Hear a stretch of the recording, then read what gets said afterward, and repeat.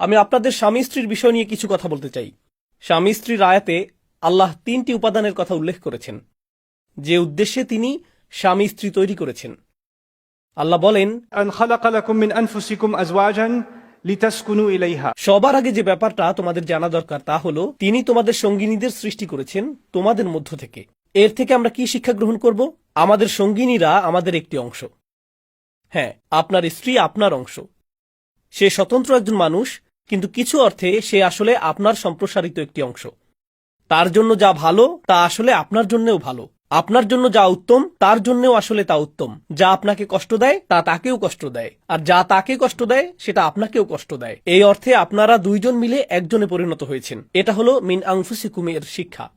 তারপর আল্লাহ বলছেন, লিতাসকুনু ইলাইহা। স্বামী স্ত্রীর সম্পর্কের উদ্দেশ্য হলো, তুমি যখন তার দিকে ফিরবে তুমি যেন প্রশান্তি, স্বস্তি এবং নিরুদ্বেগ স্বাচ্ছন্দ্য অনুভব করো। আমি বলিনি যে তুমি তার মধ্যে প্রশান্তি পাও, এমনকি তার কথা মনে হলেই তুমি এক ধরনের প্রশান্তি অনুভব করো। এমনকি তার কথা মনে হলেই, যখন তোমার মন তার ব্যাপারে চিন্তা করতে শুরু করে, তুমি তখন প্রশান্তি অনুভব করো। তোমার জীবনে হয়তো সমস্যার অন্ত নেই, কিন্তু তোমার জীবনসঙ্গীর কারণে সেগুলো ম্যানেজ করা সম্ভব হয়। লিতাসকুনু ইলাইহা। তারপর তিনি বলছেন,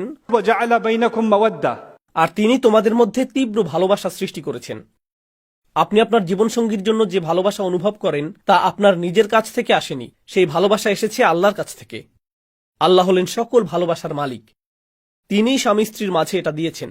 খেয়াল করে দেখুন, তিনি কি ভালোবাসার কথা আগে বলেছেন নাকি শান্তির কথা আগে বলেছেন? তিনি শান্তির কথা আগে বলেছেন। ঠিক জানেন এর মানে কি? আপনি যদি ভালোবাসা বজায় রাখতে চান তাহলে কি ঠিক রাখতে হবে আগে? শান্তি, পারিবারিক শান্তি। এই শান্তি যদি হুমকির সম্মুখীন হয়, আপনাকে সবার আগে এই হুমকি দূর করতে হবে। সারাক্ষণ ঝগড়া করে বলতে পারবেন না, বাই দ্য ওয়ে আমি তোমাকে এখনো ভালোবাসি। এই ভালোবাসা দিন দিন দুর্বল হতে থাকবে এবং এক সময় তা হারিয়ে যাবে। এরপর শুধু মৌখিক ভালোবাসা বিরাজমান থাকবে। একমাত্র ভালোবাসা তখনই টেকসই হবে যখন এর ভিত্তিপ্রস্তর নির্মিত হবে শান্তির উপর, তথা স্বামী স্ত্রীর এই সম্পর্কে অশান্তি না থাকা, শান্তি এবং নিরাপত্তা থাকা। এই সমস্ত ব্যাপারগুলো আগে নিশ্চিত করতে হবে, তবেই ভালোবাসা জীবিত থাকবে। এটাই হলো ভিত্তি। ওয়াজআলা বাইনাকুম মাওয়াদ্দা।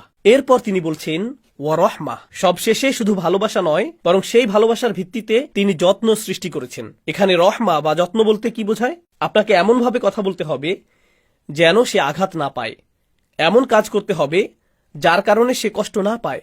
স্বামীকে তার স্বাভাবিক অবস্থার বাইরে গিয়ে নিশ্চিত করতে হবে যেন তার স্ত্রী ভালো থাকে।